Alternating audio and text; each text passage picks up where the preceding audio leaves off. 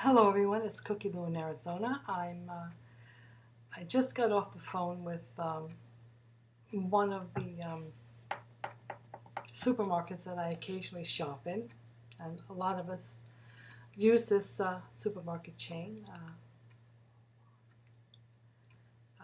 As I told you before, I had bought some products, canned goods that were Walmart brand, and when I opened it up, I did notice that they had the plastic linings in it. And knowing what I know about toxic chemicals in those plastic linings, I was concerned enough to bring it back. So I did go today, and I brought the cans back, and I could not see the manager. For some reason, he was incognito, and I was um, pleasantly greeted by the customer service manager, who was an older woman, and I explained to her why I was bringing the cans back, and I wanted to know who I could talk to about why they're putting plastic liners in these cans and what's the purpose of it. She told me to start with 1-800-Walmart, get on the phone with people. They'll direct me most likely to the packaging people, and maybe have an explanation as to why they're doing it and what they know about it. Also, she suggested contacting the FDA, which I did. I did contact the FDA after I hung up with Walmart, and I could not get a human being there, so I did leave a message to have them call me back. So before you see my conversation with Walmart, and please understand, I'm not just slamming on Walmart. They're just one grocery chain that has plastic linings in their food product cans, and there are many other food chains that do that too. I just happened to talk to Walmart because I brought their cans back today, and oddly enough, I'll share this with you. I did hear that Walmart was one of the only supermarket chain, or one of few, who understand the controversial concern for PBA, and they have pulled baby products off their product lines that might contain them. So if they're worried enough to take the baby bottles off the shelves that contain BPA, why are they using BPA liners in their food? I don't understand that. I think that's why I wanted to talk to somebody today. So needless to say, I did get some basic information, but it was something that I felt worthy of sharing with you in a video, and that's why I had the camera on when I was having my conversation. Before you you view that, I want you to have a little more understanding about these chemicals via this article that was written by a woman named Catherine Zaratsky. She did this article. She's a clinical nutritionist from Mayo Clinic, and she offers some very good information. So I'm going to read it to you. Question: what is BPA? Should I be worried about it? And what are the concerns about BPA? And here's what the article reads. BPA stands for Bisphenol-A. BPA is an industrial chemical that has been used to make certain plastics and resins since the 1960s. In particular, BPA is found in polycarbonate plastics and epoxy resins. Polycarbonate plastics are often used in containers that store food and beverages, such as water bottles and baby bottles and cups. They may also be used in toys and other consumer goods. Epoxy resins can be used to coat the insides of metal products, such as food cans, baby formula cans, bottle tops, and water supply lines. Interesting. Some dental sealants and composites may also contain BPA, and certain thermal paper products, such as cash register receipts, may contain BPA. Some research has shown that BPA can seep into food or beverages from containers that are made with BPA, or into your body when you handle products made with BPA. Like everything under the sun, including cash register receipts. We're handling stuff every day with this in it. BPA remains controversial, and research studies are continuing. The American Chemistry Council An association that represents plastic manufacturers contends that BPA poses no risk to human health. Okay. But the National Toxicology Program at the Department of Health and Human Services say that it has some concern about the possible health effects of BPA on the brain, behavior, and prostate glands of fetuses, infants, and children. Keep in mind, people, that if fetuses have obviously some health effects from these chemicals, they're getting it from their mommy. So if the fetus has toxins in their bloodstream, the mommy has it, the daddy has it, the grandparents have it, the aunts and uncles, the cousins, the neighbors, everybody has it, because everything that the mommy touches, drinks, eats, breathes, puts on her body that has toxic chemicals in it is passed on to the fetus. And the mommy has it, every other human being has it as well, from what we touch and eat and drink and breathe all day long. I did know of somebody who was very health oriented and was concerned about toxins in the environment, and his wife was pregnant. And when the baby was born, he had the umbilical cord blood, which a lot of people are saving today for various reasons. He wanted that blood tested, and his wife was fairly healthy, health-minded person. There was over 200 chemicals in that infant's cord blood that he just got from the environment that his mother was living in. And that was a shocker to me. 200 chemicals in a brand new human being that just barely took his first breath. Whatever his mother consumed in her environment got passed on to that little boy, and it proved in a chemical blood test that he was fully toxic when he was born.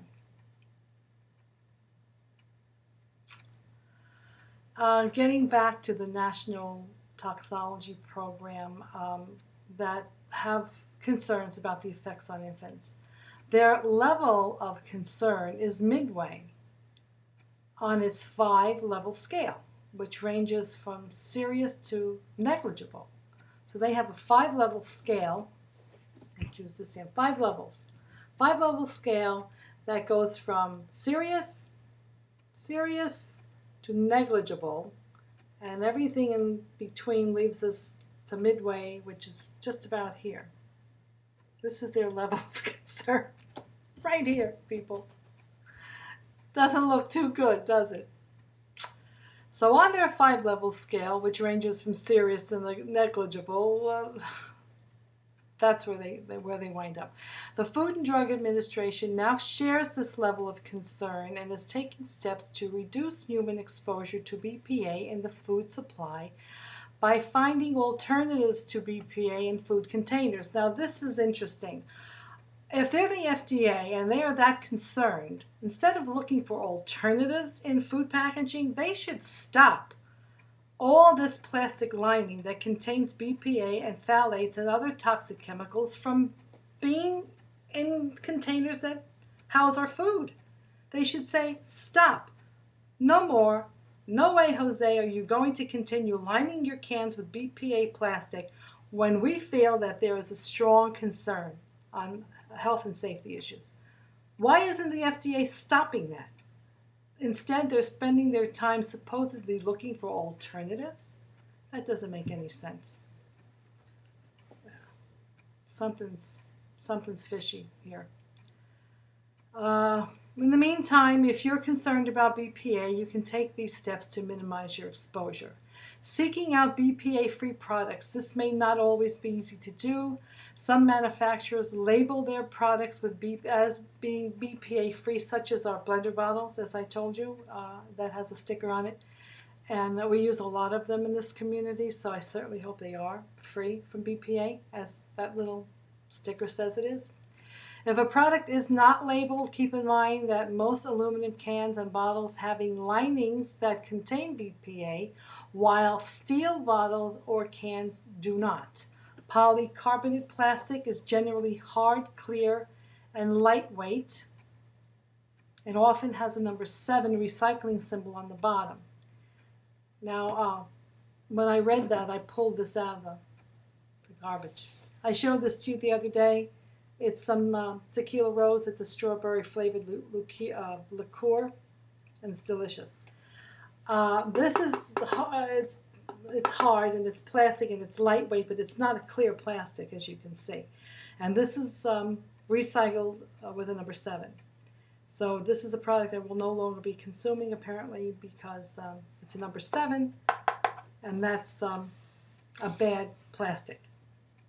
So I can't drink anything that's housed in bad plastic. So no more tequila rose for me. Anyway,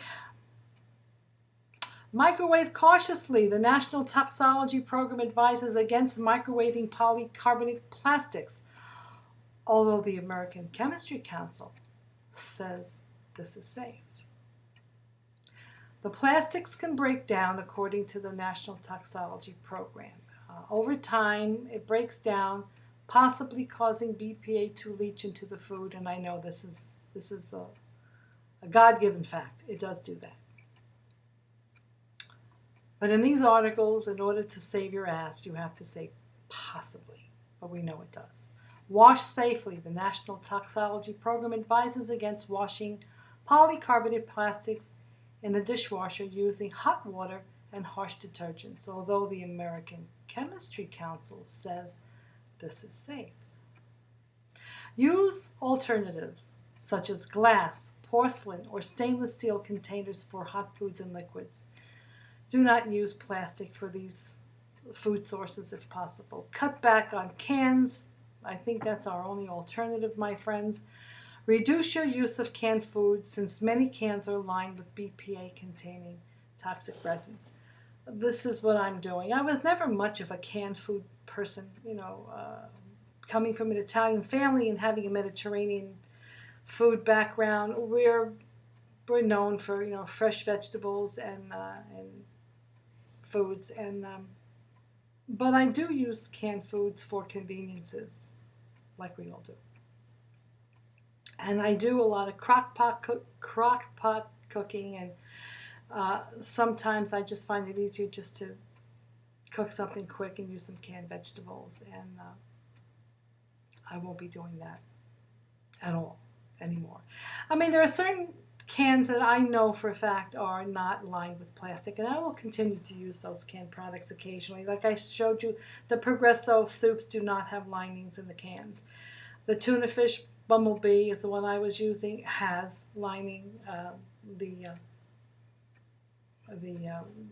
Walmart containers did have it in there, and their vegetables. And I guess it's just trial and error. I mean, don't stop using the foods you enjoy. If you open a can and it looks like it's a clean can, continue to use that product.